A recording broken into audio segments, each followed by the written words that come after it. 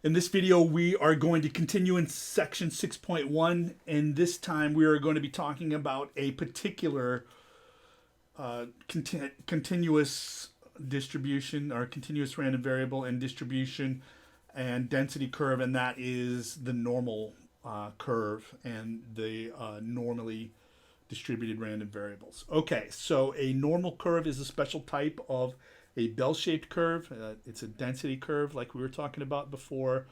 It is, again, a very common one, and that's why the name normal is used, or that was given to it by the people who first came up with this. And so the normal curve kind of looks like a bell, has a bell shape to it.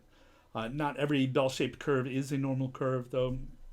Um, the normal curve has some particular properties. So a variable is called normally distributed if it has the normal distribution and the shape, its density curve has the shape of the normal curve. Um,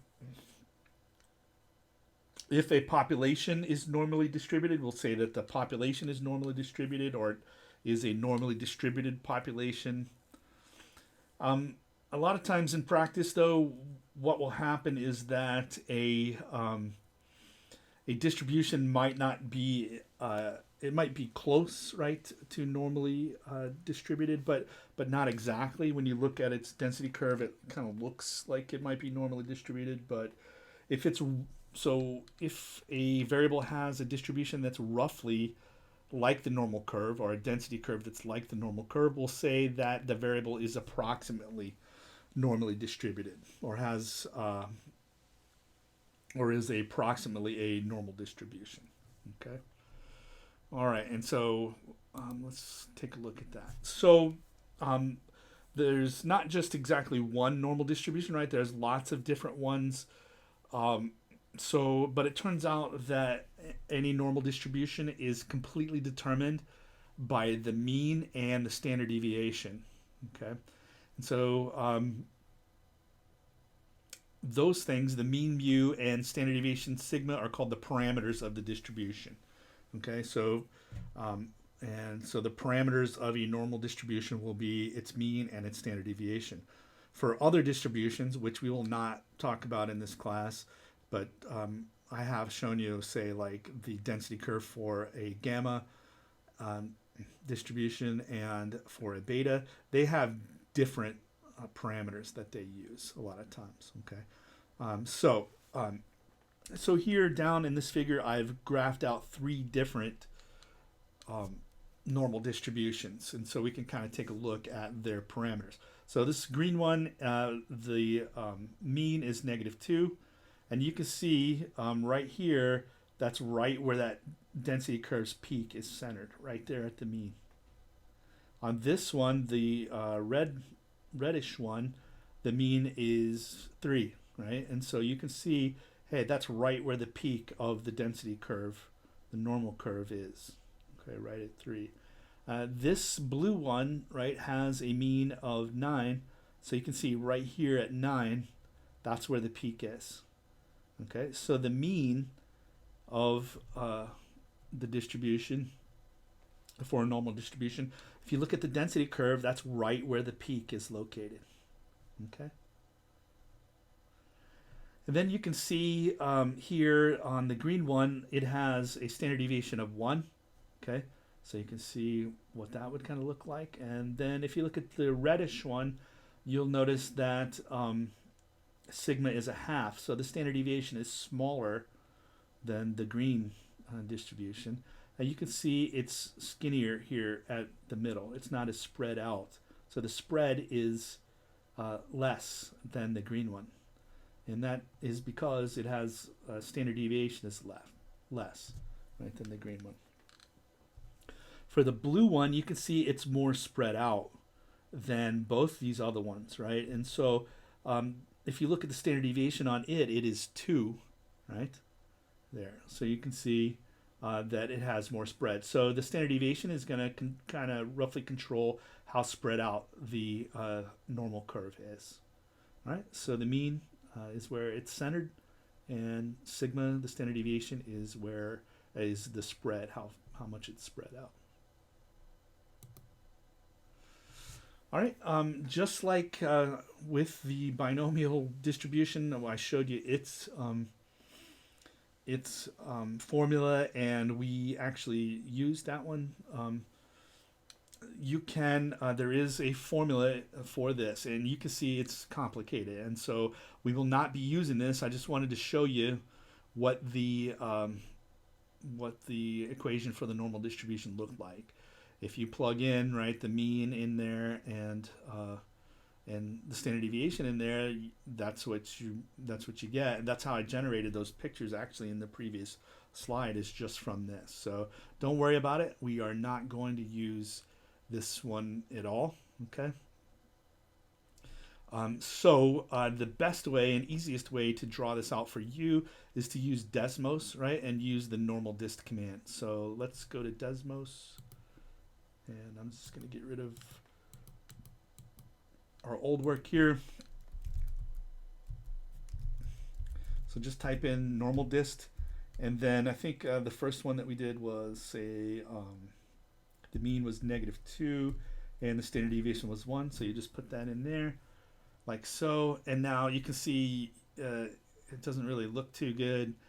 That's because of the viewing window. So if you click on this little plus right here, then boop, it pops right to where you can see it really well.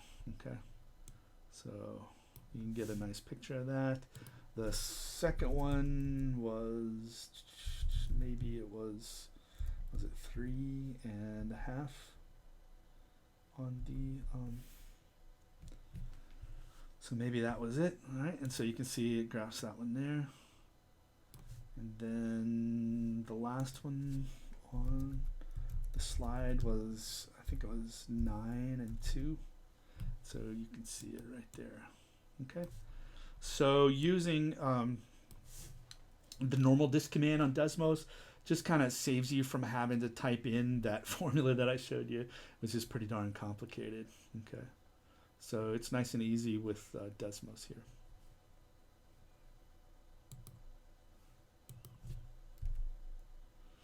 All right, so some properties of the normal curves. Number one, they're bell-shaped, centered at the mean mu, which we already talked about, right? And then this last thing here is that these normal curves get very, very close to the horizontal axis outside the range from mu minus 3 sigma to mu plus 3 sigma. So once you start getting farther away from the mean, that these curves get really, really close, right, to the x-axis here, to the horizontal axis. So if you go back and look at Desmos, let's look at the red one because that has the easiest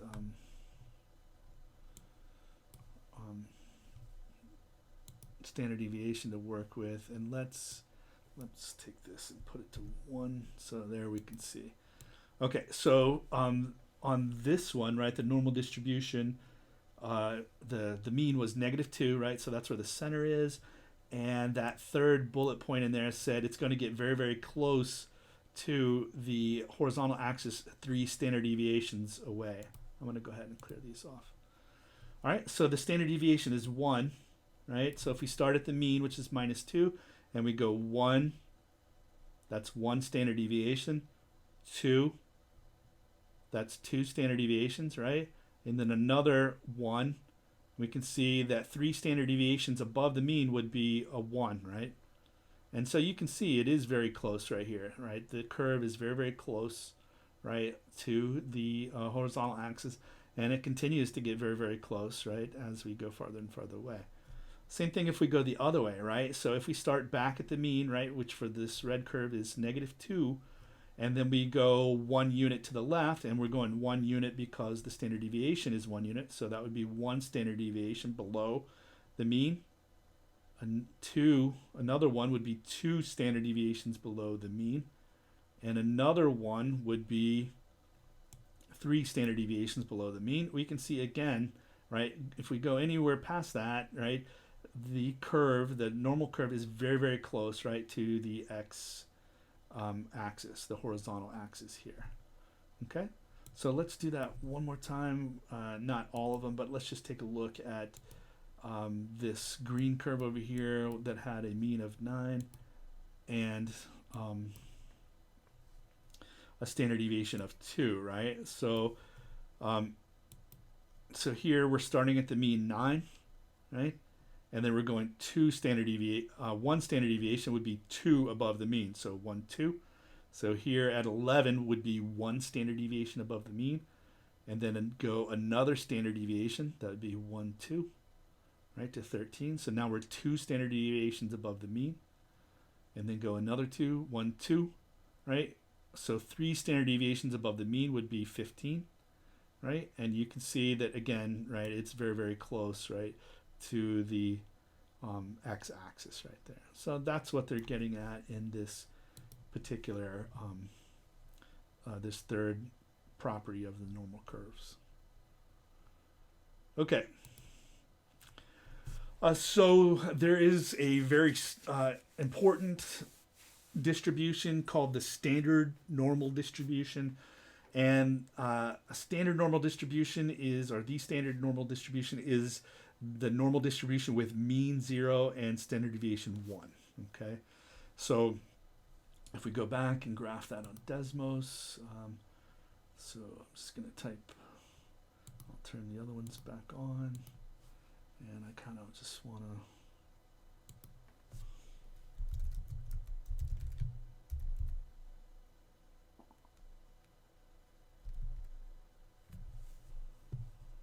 let me see if I can just center that again and clear all these out to make it look nice. And then kind of zoom in on that one. So the purple one is the standard normal distribution right here. So, and that one is very, very important because we know, right, from the previous videos that our job basically is going to be to find the area beneath these normal distributions, okay? And that's going to turn out to be a pretty hard math problem.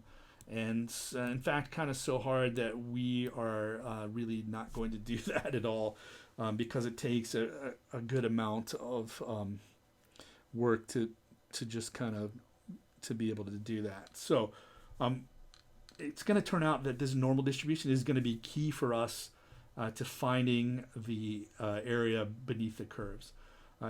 However, we will kind of see, and I'll show you how to use Desmos to kind of circumvent, or Desmos, it's going to turn out to kick out the answers like really, really easily for us on some of these problems. So that's a benefit to you, right? But you still need to be able to find these z-scores and things that we'll talk about. And they are definitely related to this standard normal distribution. So you can see here, right, that the standard normal distribution has a mean of 0, right? The peak of it is right at 0, and then if you look, right, there's 1, 2, the standard deviation is 1, so 3 above would be 1, 2, 3, and 3 below would be 1, 2, 3 right here. Okay, so incredibly important normal distribution. All right, and so that brings us to finding areas underneath normal curves, right? So what we've seen is that to find the probabilities or percentages of observations that lie in a given range, right, we're going to have to find the area underneath the density curve. So for a normally distributed variable, right, we're going to have to find the area under the normal curve. There's no geometric formula that's going to help us here like it did before, right? And so it's a difficult problem mathematically, right? And so what we're going to do is to use the standard normal distribution, right, to do that along with something else called z-scores, okay? And so that's what the next video is going to be about. We are going to show you how to find z-scores and find these areas underneath the curve.